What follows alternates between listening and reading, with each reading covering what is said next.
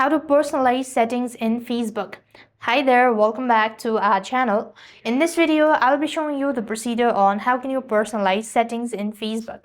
In order to personalize Facebook settings, you could click on the Facebook application login and click on the profile initials from the top right hand side corner of your screen and go to privacy settings. So click on settings and privacy, go to privacy center from this section. So when you go to the privacy section or the privacy center, then on this page you could go ahead and make changes accordingly. So click on review settings, and here you could go ahead and make sure to change it according to the changes or personalized section as well. So basically you could go ahead and read all the terms and conditions. You can then go ahead and swipe down and select other options as well.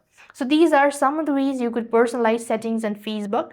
I hope the video was helpful. Make sure to like, share and subscribe. Thank you for watching. See you in the next video.